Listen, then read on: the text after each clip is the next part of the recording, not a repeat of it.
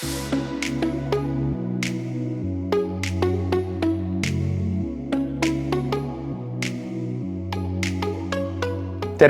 Mina olen Daniel, Metroserti rakendusuuringute keskuse autonoomsete sõidukite valdkonna juht.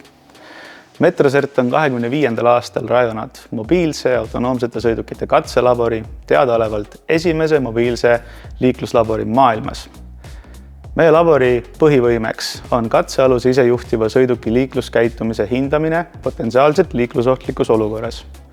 Nõuete osas lähtume peamiselt Euroopa Liidu 2022. aasta direktiivist, mis reguleerib autonoomse sõiduki liikluskäitumist.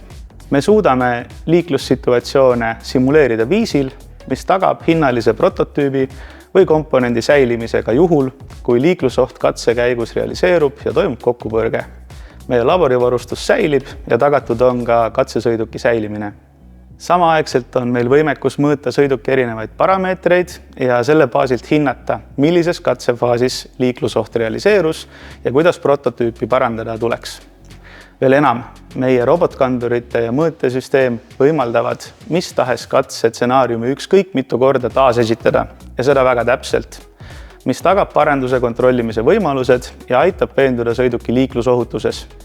Me eristume, kuna suudame sõidukite testimiseks mõeldud liiklussimulatsiooni katseid korraldada ükskõik millises kliendile sobivas asukohas.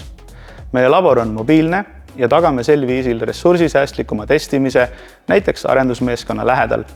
Kui teie toode on läbinud arendusfaasi ja soovite toodet sertifitseerida, pakume sõidukikatset akrediteeritud metoodikate alusel ning Metrosertis edukalt läbitud katsed saavad tulevikus olla aluseks näiteks sõiduki Euroopa Liidu tüübikinnituse omistamisele. Metroserti mobiilse välilabori koosseisu kuulub 2 robotkandurit, mõõtesüsteem, hulk mudeleid ja mannekeene ning liikluskeskkonda kujundada aitavat varustust. Metrosert pakub kvaliteetset autonoomsete sõidukite liikluskäitumise hindamise teenust kliendikeskselt ja paindlikult.